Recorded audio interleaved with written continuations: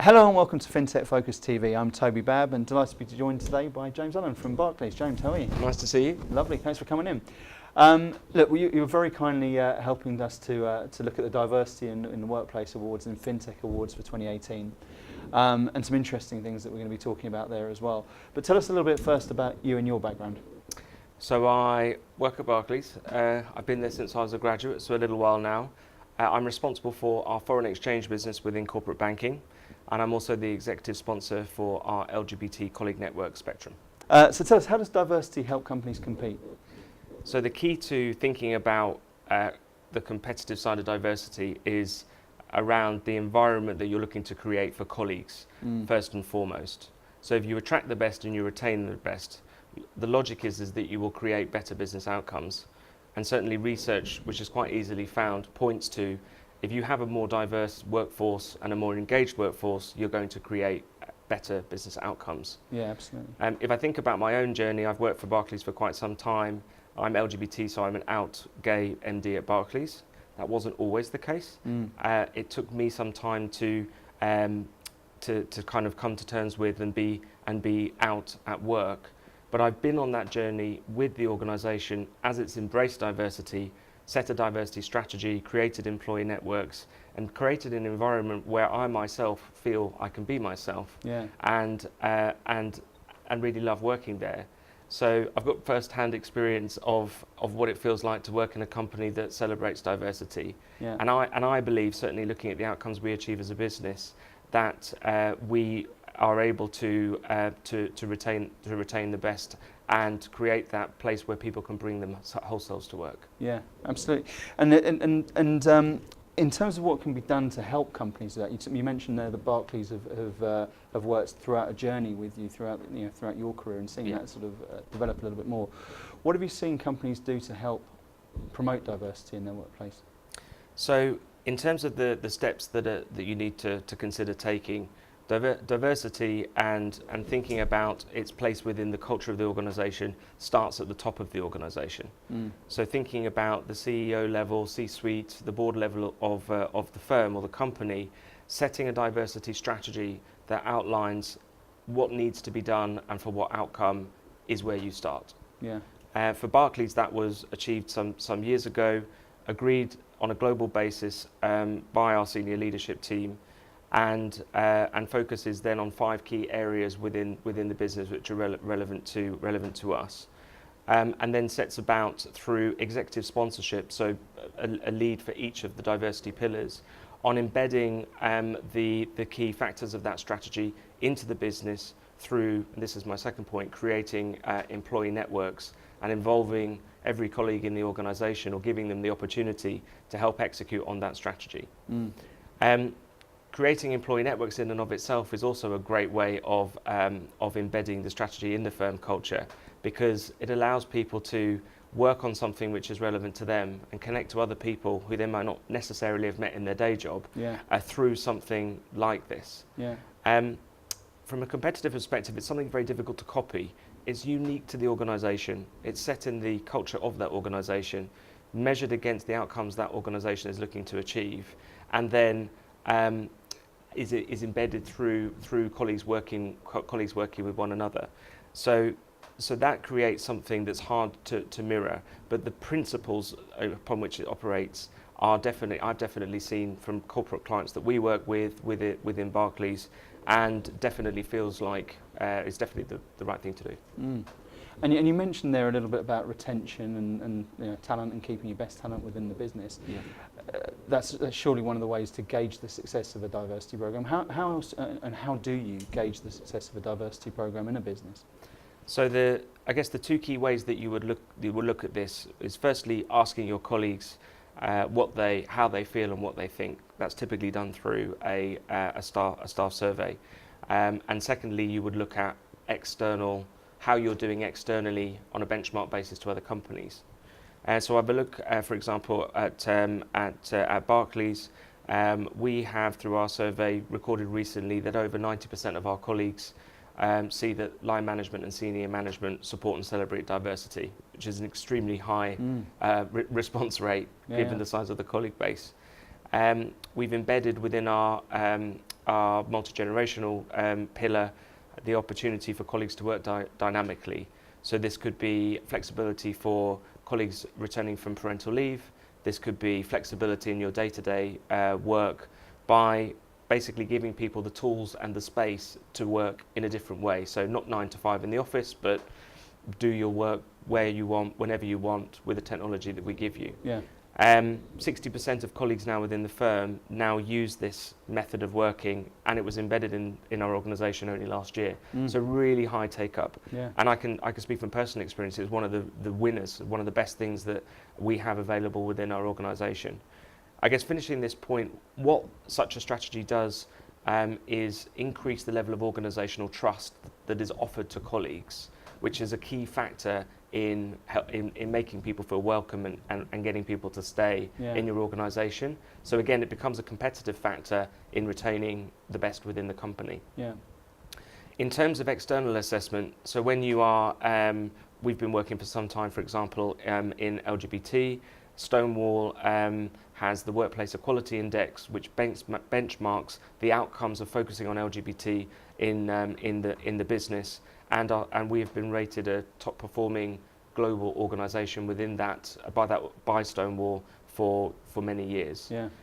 Also, we have recently won an award from Stonewall for the creation of our Allies programme for LGBT, which basically shows us including a broader audience in the topic, but also a real improvement in the number of people that are supporting the focus on LGBT inclusion in the workplace.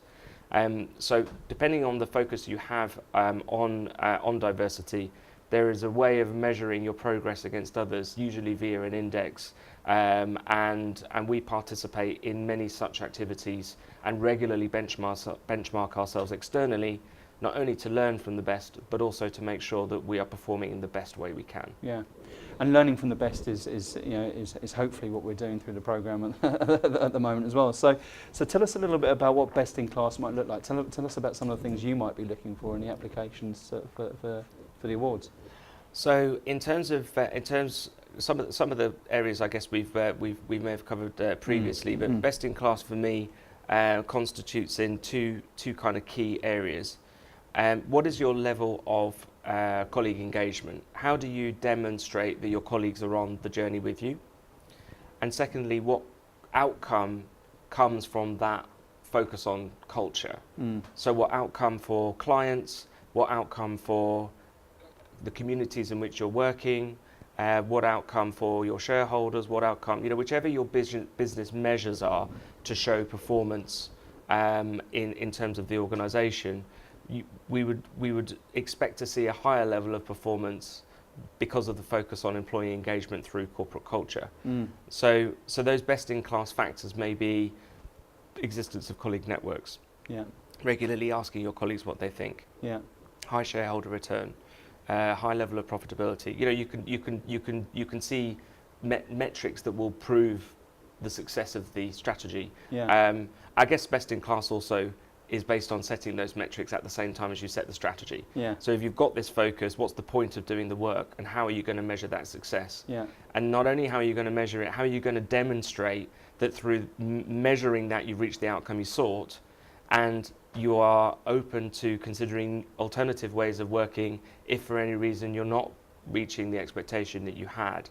So I guess thinking about it and reflecting, best in class is also an organisation which is very open to change and very cognizant of its role in the changing world in which it's operating. So non-static and progressive. So I guess in summary, that's it. Best in class for me is progressive in what that word means, based on the factors that we talked about by which you would demonstrate the progression of your organisation. I think that's a critical piece, isn't it? About saying, look, here's something we've written a while ago, and that's what happens. It's the world changes, ever more aggressively, doesn't it? And I think Yeah. that sort of importance of being malleable is a critical part of it. And Barclays, to your credit, has been recognised globally as a great ambassador, I guess, of diversity in the workplace. Tell us a little bit about how you guys have approached that. So I guess in terms of a change that I've seen happen over the last few years, I'll focus on LGBT because it's the area that I work in most in terms of Barclays, and then maybe also touch on gender, where I've become more involved this year. So the change that I've seen happen over the last period is understanding that creating value for others is almost more important than creating value for just internally within the organisation. Yeah. So we touched on what good looks inside. What does good look like outside? So if you think about why we are involved in 22 prides in the UK and 3 prides now internationally, this is about Barclays saying not only is it an inclusive organisation, but it's seeking to promote inclusion within the communities in which it's operating. So it's seeing to be with our customers in the UK, in Manchester, for example, Manchester Pride or London Pride, where we were the lead sponsor. It's not just about being front of the queue. It's about being in front of the queue for the people that you're with. Secondly, I guess we've also started to externalise our knowledge around workplace inclusion for the benefit of our corporate clients.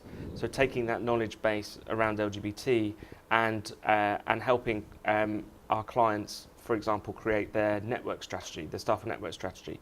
Think about the voice of the LGBT customer in their organisation. Think about the role of engaging senior leadership in promoting workplace inclusion. Yeah. So we've actively taken this information out to our corporate clients and helped them on their journey and created value in their organisations. So that's a couple of ways that you can see what progressive looks like. Yeah. It's no good just to be good for yourself. Diversity is about being for others. Yeah. And these are demonstrations of how that's possible. Yeah. In terms of gender, I work within the kind of fintech part of the world, which I find very exciting. Yeah. But it's clear there aren't enough women working in the industry. Definitely. And work needs to be done to attract more female talent. And so we've been working, for example, with the Emerging Payments Association to create the Women in Paytech initiative, which is about, first of all, connecting female talent across our industry, and then also promoting through that network the topics relevant to that community with a view that you can attract more colleagues to join, but also help those develop within the world and stay in Paytech. Yeah. So that's now got some impetus. Several large companies, Visa, Amazon Payments, ourselves are now involved. And I have to say, it's great to see the link between, for example, LGBT diversity and some of the challenges that are faced there with gender diversity, and talk about those two things together, and then think about how you could reach a broader audience by that approach. Yeah. So I'm really enjoying being involved in that area. I guess I recognise as well, gender isn't a female topic.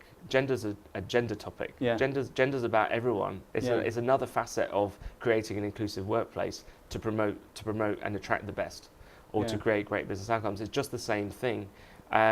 So I've also learned that by being broader in your own mind, you may address some of the biases that I or others may have had in thinking this is exclusively this problem or that problem. It's a diversity issue which we should all think about solving. Yeah, I think the Humans of Fintech is a Twitter campaign we've launched recently, which very much touches on that exact topic. I mean, gender diversity is a very interesting thing, but it has the opportunity to get seen in the wrong way, doesn't it? In exactly the way you've been talking about. Yeah. And fintech's an interesting area because I think it's probably been seen as a bit of a dinosaur, and as you say, that there is an issue with women in fintech and such like. And I don't necessarily think it's been something that's wholly solved or anywhere near solved so far. Part of that is about education, and a number of different companies are investing a fair amount in that sort of area. Do you think there should be more diversity training specific to companies within fintech? Or? Sure. I mean, within fintech and more broadly, I mean, I know financial services is the best, that's the industry I work in, but I would imagine that has application more broadly. In fact, we're finding that requests of that nature coming through from clients at the moment.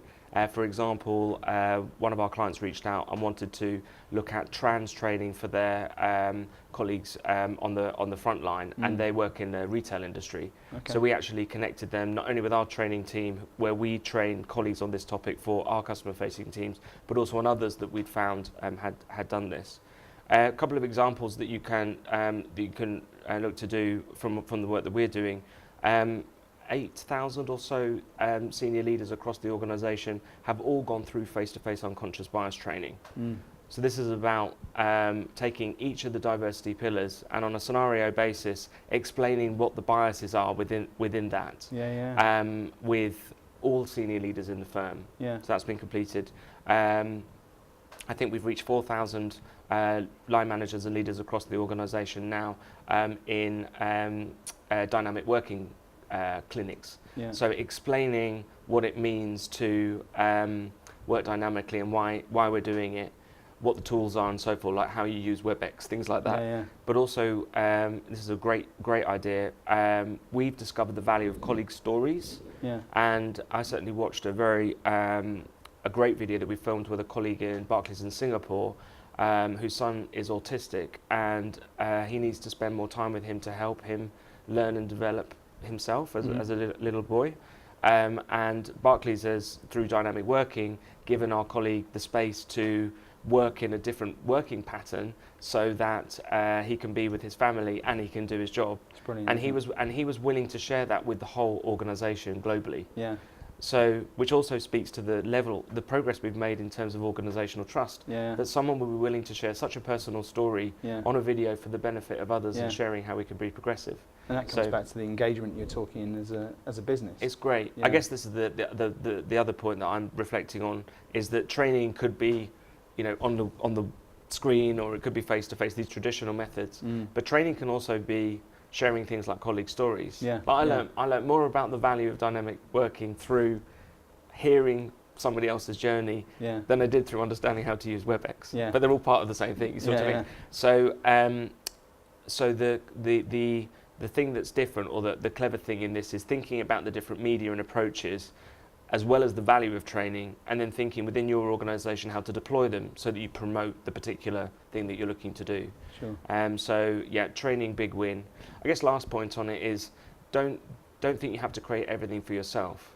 I think if you find organisations, you work with your suppliers, you could potentially work with your clients, ask the question around what they've done already, and if you can, through sharing that information, understand not only what they've achieved, but also you may be able to use some of the tools or material that they've done. Some ideas. Wonderful. Listen, thanks so much for sharing, and thanks for coming in today to do it. Thanks for getting involved in the Diversity Champions. We look forward to releasing that very soon. And best of luck. So thank you very much. Thank you all for watching, and thanks for James for coming in, and we'll see you very soon on another episode of Fintech Focus TV. Thanks a lot. Thank you.